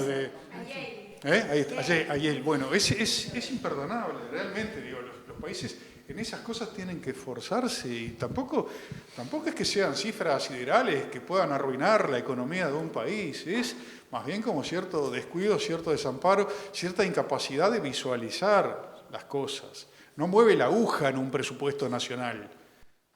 Seamos claros, no mueve la aguja. La aguja la mueve en otra cosa. La educación sí, de pronto, presupuesto de ANEP, ni hablar el de las Fuerzas Armadas, ¿no? Que es otro capítulo aparte.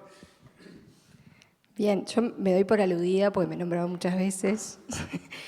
No, quiero contar una anécdota que es bastante conocida en la Biblioteca Nacional sobre la ida de Ida Vitale una vez, que no la querían dejar entrar porque no quería dejar su cartera en los lugares para guardar las carteras, ¿no?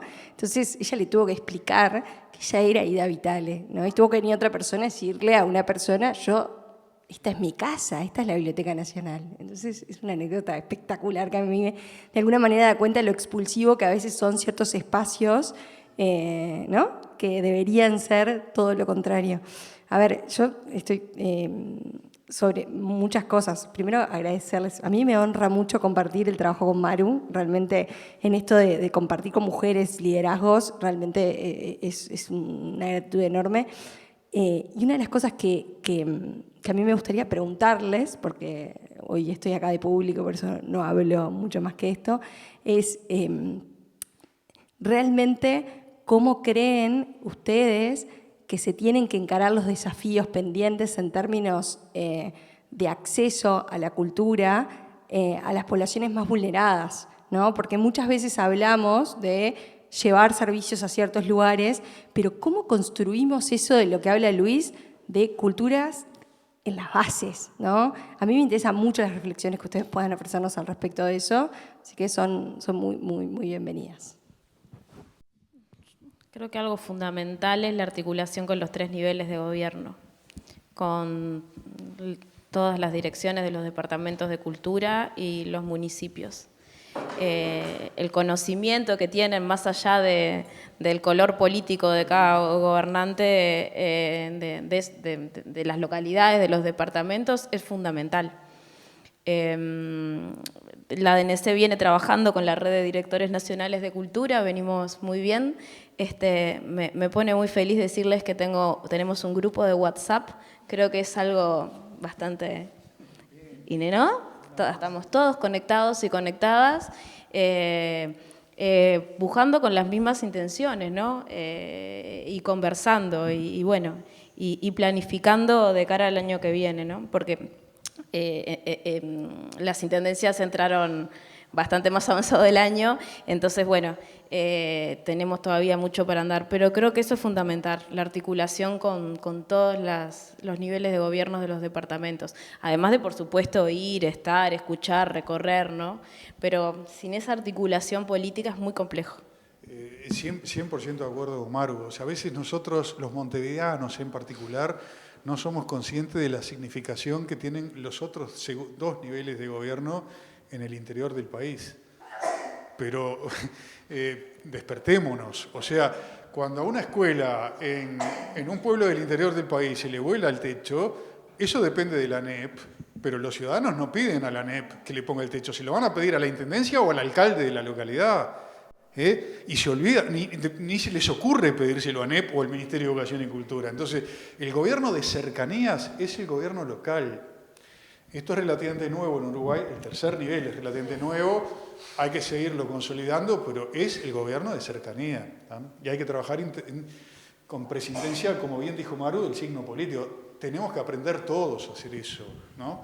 Pequeñas ruindades, pequeñas mezquindades, que queden de lado y todos juntos. Y la última cosa, usaste la expresión vulnerables, o el Papa Francisco usaba mucho la expresión descartables, ¿no? Que lamentablemente es una expresión dura y cierta en el mundo de hoy, que es el peor que yo he conocido, porque yo el otro día hablando con la gente de acá de la Fundación les decía, yo conocí épocas peores en el Uruguay, la dictadura fue la peor época que yo viví en mi vida, pero no épocas tan confusas y tan amenazantes y temibles como esta, ¿no?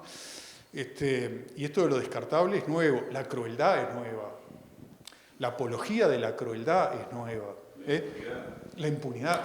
Eran épocas superadas, yo diría, desde hace siglos.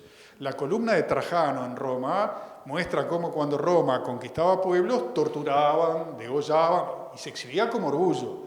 Lo mismo en el imperio asirio-babilónico. Pero estoy hablando de civilizaciones muy remotas. Y eso, los nazis, cuando mataron en el genocidio al pueblo judío en los campos de concentración, lo escondieron. No lo exhibieron como Trajano o como los babilónicos. Hoy estamos en una época donde la crueldad en las redes sociales se exhibe todos los días. La burla al pobre, la burla al discapacitado. También es una época donde esto nos lleva a discernir. No es lo mismo, ¿viste? La gente que trabaja por los pobres, así sea con la caridad, que para muchos durante mucho tiempo fue mala palabra, yo entre ellos, que los que salen a rociarlos de combustible y prenderlos fuego. Porque nuevas realidades nos obligan a forjar nuevas alianzas. Como en la dictadura militar estuvimos en el acto del Obelisco. Yo estuve en el acto del Obelisco y en el estrado porque era dirigente estudiantil y había secuestradores de Pereira Revolver y estaba Pereira Revolver sentado al lado de alguno de sus secuestradores, ¿no? ¿Por qué? Porque había una dictadura y eso nos forzó a forjar nuevas alianzas. Los descartables o los vulnerables es un tema que requiere una atención especial. Cuando una persona en situación de pobreza no entra a la Biblioteca Nacional o al Teatro Solís o al Auditorio del Sodre, eso no se resuelve solo con el tema de la gratuidad del espectáculo, porque hay una exclusión que opera en la psicología o en la cabeza de la persona que simplemente siente o percibe que esa institución no es para él, que no es para ellos, ¿verdad? Y vencer eso es mucho más difícil que vencer el obstáculo económico, que sí se puede resolver con la gratuidad. Nuestros museos son generalmente, casi todos ellos, gratuitos, ¿verdad? Pero una persona que está en situación de calle no se le ocurre visitar un museo. Hay que trabajar infinito sobre eso. Infinito porque es una cárcel mental. Me quedo con esto último porque fue riquísimo el intercambio, todo lo que conversamos, pero esto último que tú decís del tema de la cultura, ¿no? Para que pueda proliferar, sacarla de los lugares habituales, porque en definitiva es eso, y conceptos como hablamos de identidad, memoria, voz, vivencia colectiva, y que es un derecho inadvertido, ¿no? Millones de cosas más, pero ha sido tan rico todos los aportes de los dos y de ustedes, del público, que bueno, que dejaría por acá, y esto demuestra que tenemos que hacer otro encuentro, porque esto es una maravilla, la verdad, una maravilla. Muchísimas gracias.